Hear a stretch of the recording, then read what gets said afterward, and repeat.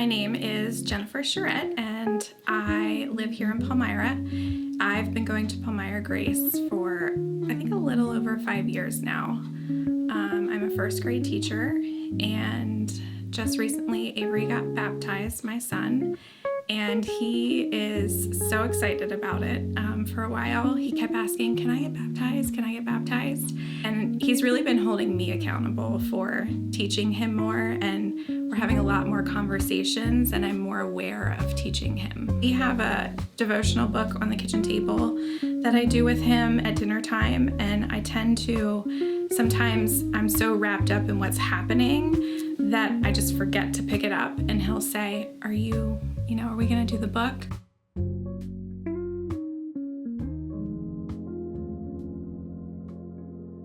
I met him back probably in 2022. He had come to my house working for pest control, and he serviced my house then, and there was no talk then. He came in, did his job, and left. And then it wasn't until 2024, so 2 years later, that he came back to the house, because he wasn't like the same guy to service it all the time. He came back to the house and serviced it again, and at that time he was like, hey, let's go out to dinner. And I was like, okay. And he told me, he said 2 years prior when he was at the house, he thought I was attractive, but he had a girlfriend at the time. So it was actually 2022 that we met.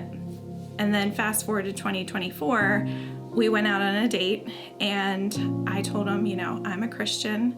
I believe in God. I have a strong relationship with God. And one thing that turns guys away normally is I'm not having sex before marriage. And he was totally fine with it. He was a really nice guy, but we kind of had to end things pretty quickly because his parents live in North Carolina, and they got sick. So he had to go down, and such a good guy that he stopped his life to go take care of his parents in North Carolina for a couple of months. So we just kind of ended things, but it was not like on bad terms or anything. And time went by. I thought about him randomly, but never thought to reach back out. And then he started popping up on Facebook. And as someone that I might know, I guess because his phone number was still in my phone, and I kept hearing in my head, and of course I thought it was just me saying it, well, reach out to him. Reach out to him. I was like, no, after all this time, I didn't want to seem like that crazy girl who was stuck on someone. So I didn't bother to reach out. I just let it go. And he kept popping up and kept popping up. And then his business started popping up. So I reached out to him, and he told me how he had left the pest control he was working for. He had started his own company. And then again, he asked if we could go out, but he asked more of let me take you out to dinner so I can explain what happened when we went out before, back in 2024. Let me fully tell you what was going on with my parents and what happened. So we did, and while we were at dinner, he said to me, I have questions about God, and can I ask you about them? And I was like, absolutely, you can. And during our conversation, he looked me dead in the face and said, I think God put you in my life right now for a reason. I just thought maybe God put me in his life to answer questions, or kind of part of me didn't think anything of it, just kind of people say that sometimes, and I don't know, it's someone who wants to date you, so of course they want to make it look good for you. So I didn't have too much of a thought about it. I was just yeah, ask me questions. It wasn't until probably 3 dates later where we were talking about God again, and I had asked him if he had a Bible, and he told me that he didn't, and he had trouble. He didn't have very good eyesight. So I told him I would buy him one, but I would make sure that it was large print so that he could read it, and that it would be a study Bible, and he had no idea what that was. And so I explained it to him, and he was like, yes. He's like, I need that. Please buy that for me. And a couple weeks went by, and I didn't buy it, and I didn't buy it. And then I remember standing in my bedroom, and I looked it up on Amazon, and it was $75. And I was like, That's kind of pricey. Does he really want me to buy it? Was he just saying that? Is he really going to read it? Is it just going to sit somewhere? And I don't remember who it was, but somebody told me at one point in time, if you do anything for someone, give them a Bible. And so I bought it, remembering that, and I gave it to him and didn't know if he was going to read it or not. So that was probably in September that I gave him the Bible. And in the end of November, we stopped dating because he was focused on his business. But we still talked. We were still really good friends. And part of me had hoped that at some point we would go back to dating.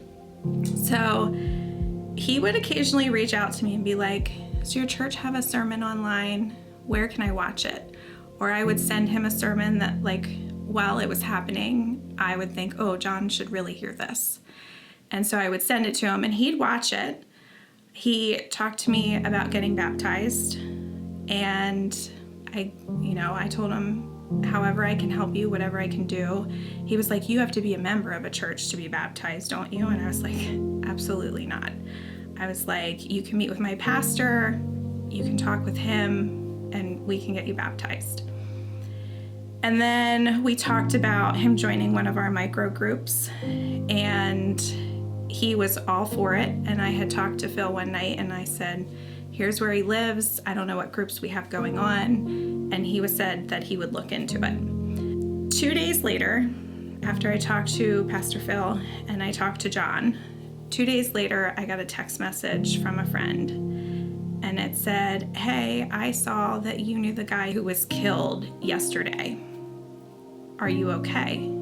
And I was like, who? My mind just went through all these people it could have been. And I thought, oh, well, people are on your Facebook who you don't know very well. They're acquaintances that you knew 15 years ago. And so when she said it was someone that I knew, I didn't think that, my mind didn't even go to someone that I was close to. And then when she told me who it was, my heart just sank. And I was like, how could it be I just talked to him? And it's funny because I've said it a couple of times to people that so when we stopped dating, I had these hopes of us dating again at some point in time, and that I still cared for him and I still felt strongly for him.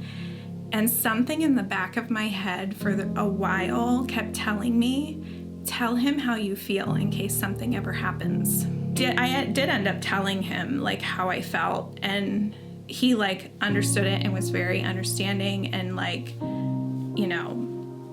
he just told me how great of a person I am, and that it was not, he kept telling me repeatedly that it was never me, it was him.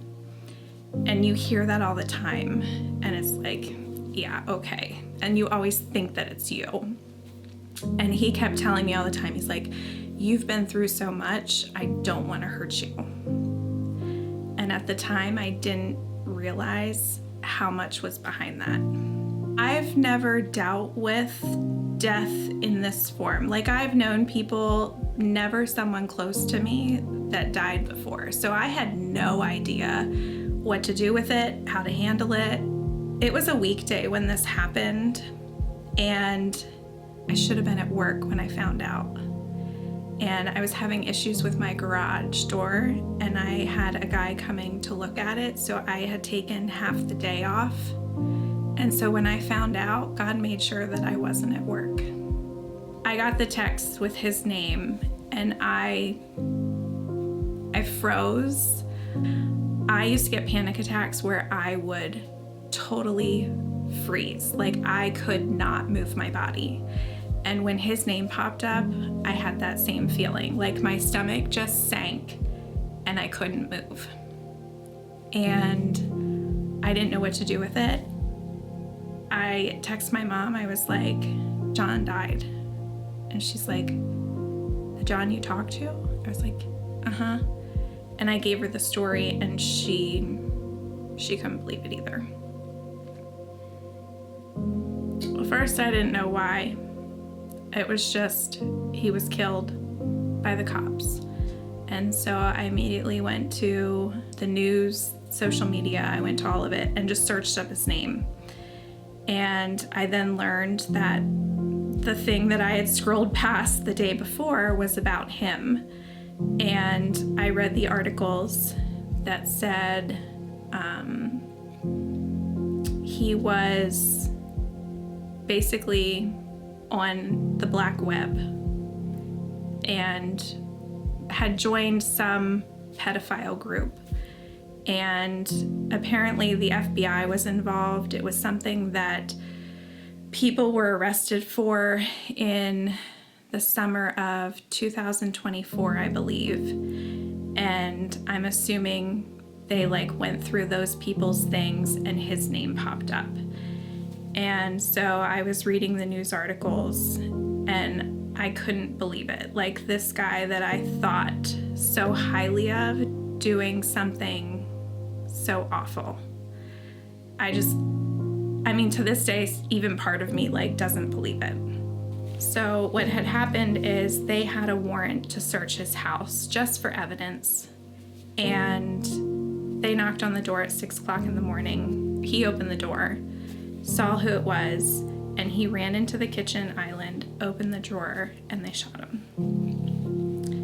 His parents immediately came up here. I think a day or two later, I did reach out to his mom and offered my condolences. And she was so nice. And I had brought up the Bible that I had given him. And I said, John and I talked a lot about God. And he had brought up being baptized. I had given him a study Bible. And she told me that that Bible was open on the couch the morning that it had happened. Before it happened, he was sitting on the couch reading that Bible, drinking his coffee. I was conflicted because I was like, he was reading his Bible, but yet he was doing these awful things. How can that be? I also learned that the evidence that they had against him stopped in October of 2025, which was 2 months after I gave him the Bible. At first, I didn't realize that it was joy that I was feeling. I just was like, oh, he was reading the Bible that I gave him. Then I had spoken to his mom, and his mom came to church, and we had some conversations, and I found out that, I had gone back and forth whether I should contact her or not. And at some point I was just like, I'm just gonna, reach out to her, offer my condolences, tell her that I believe that he's in heaven, that we've, talked about these things.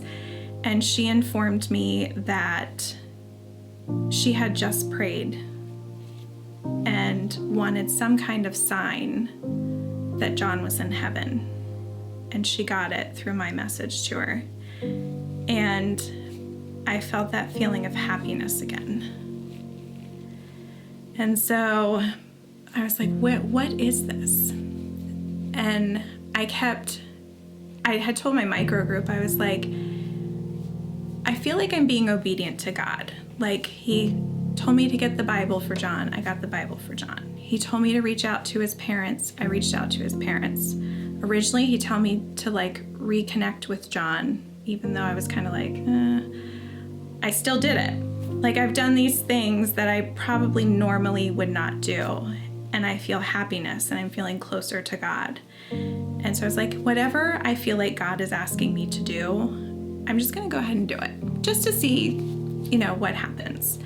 And so, some of the things that I offered to take John's parents to dinner when they were here. And why would I take people that I don't really know to dinner? And I did. And they were so happy that I invited them to dinner. We went to dinner and had good conversation. I still talk to him till this day. And so I was like, the more things that God kept asking me to do, I just kept doing them. And I just kept feeling this happiness. And then finally I made that connection of, I'm not happy that something happened to him. I'm happy because I'm being obedient to God, and I'm seeing how God is changing things and how God is working through me. And that's how I made the connection of joy goes with obedience. It definitely changed how I see God, how I approach God. Before this happened, I felt like I was just kind of like sitting in a season of life where I was stagnant. Like, I felt like I was just checking the boxes. I was doing all the things that I was supposed to be doing, but I didn't know that, like, I had a relationship with God, but it didn't feel like a close relationship with Him. And since this happened, it's totally different. I feel like I'm much closer to Him. He feels more real to me than He did before. I have had experiences where I've prayed and I have literally felt like God, like I've heard Him talking to me. And before all this happened, I never had those kind of experiences. I think it's still crazy to me that He used me. Like, who am I? I'm nobody. I mean, I'm not a nobody to Him.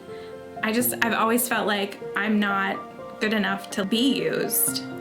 And now that I've seen it and how clearly I've seen it, it's just like I'm in awe.